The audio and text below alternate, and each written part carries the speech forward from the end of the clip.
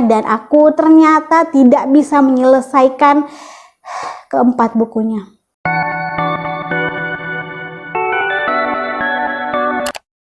Hello book besties, welcome back to my channel. Apa kabar semuanya? Aku harap kalian dalam keadaan happy and healthy.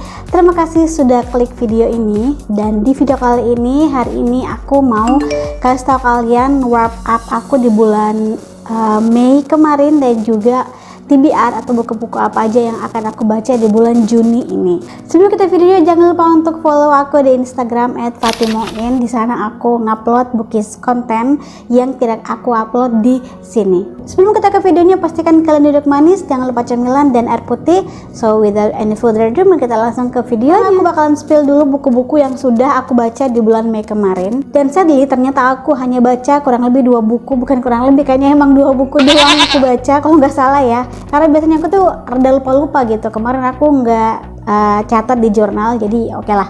Buku yang pertama yang sudah aku baca di bulan Mei kemarin yaitu judulnya Kado Terbaik karya J.S. Khairen. Buku ini sudah aku review di Instagram. Kalau misalkan kalian mau cek, langsung ke @fatimoin aja. Buku ini menurut aku bagus banget, narasinya dan juga plot dari segi tema dan ceritanya, karakternya pun aku cukup suka gitu. Aku juga sempat sudah mendiskusikan buku ini bersama Rio. Kalau misalkan kalian pengen lihat hasil diskusi aku buku ini bersama Rio dan teman-teman lainnya, kalian bisa langsung aja ke Instagram Rio.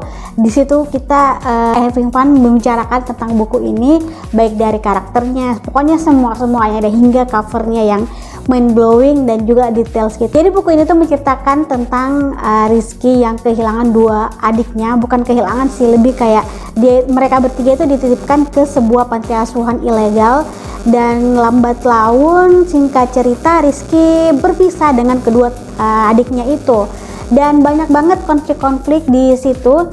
Menurut aku alur di dalam buku ini cukup lambat. Jadi kayak misalnya H-5 dari Lebaran itu masih didescribe dulu konfliknya tuh kayak gimana, 2 hari sebelum Lebaran, 3 hari sebelum Lebaran, dan sampai hari terakhir hari H1 sebelum Lebaran, if I'm not mistaken, itu masih dijelaskan konfliknya itu seperti apa. Sebenarnya cukup detail. Aku suka dengan alur dan plotnya seperti itu, lambat, tapi meskipun kayak gitu, aku cukup suka dengan pembawaan narasinya yang bikin bikin aku kayak seolah masuk ke dalam cerita dan merasakan bagaimana kesedihan dan perasaan di masing-masing karakternya ini gitu loh. Intinya kalau misalkan kalian mau lihat review detailsnya, kalian bisa langsung ke Instagram aja, oke? Buku kedua yang sudah aku baca, judulnya ini dia 4R dari buku series The Chronicles of Audi.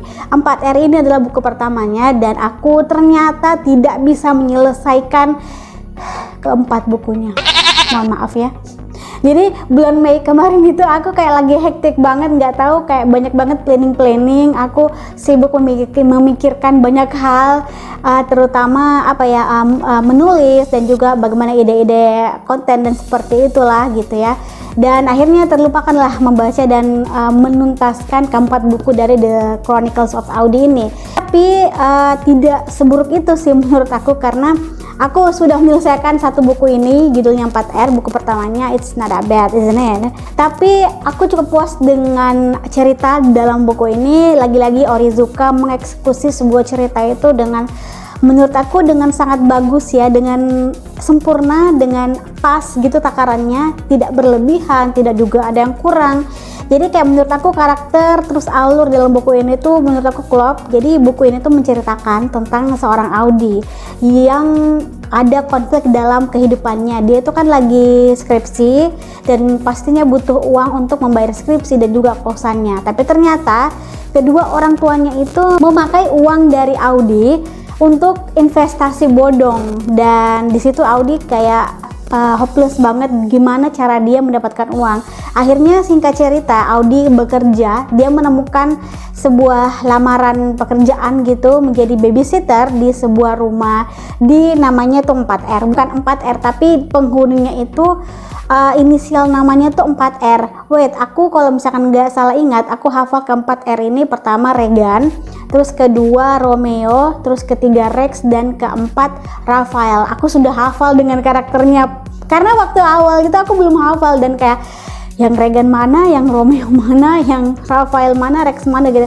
Aku cukup suka dengan keempat karakter itu, bener-bener keempat karakter ini hidup banget. Mereka mempunyai karakter ciri khas masing-masing yang aku tuh kayak, ya ampun, ini emang karakternya tuh lucu banget dan menggemaskan gitu loh. Tapi tidak hanya itu, pokoknya keempat karakter dalam buku ini itu menurut aku cukup kuat banget. Jadi kalau misalkan kalian suka dengan cerita dengan konflik yang ringan, buku ini cukup bisa menghibur kalian dan juga rekomendasi buat kalian.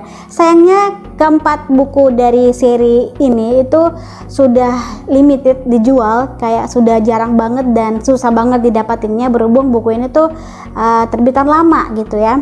Tapi I don't know, mungkin kalian bisa cari dimanapun, atau mungkin di Gramedia atau di toko online. Dan ya, setelah mengetahui hal itu, aku tuh cukup merasa beruntung mendapatkan keempat buku ini. Oke, kita beralih ke TBR, To Be Read, atau buku-buku yang akan aku baca di bulan Juni.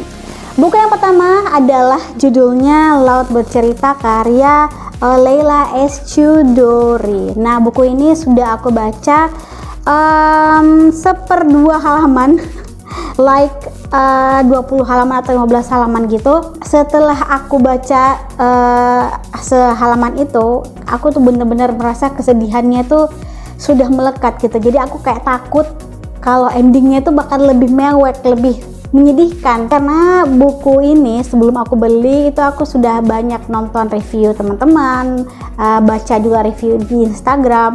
Kalau buku ini emang benar-benar bisa bikin sedih dan seperti itulah.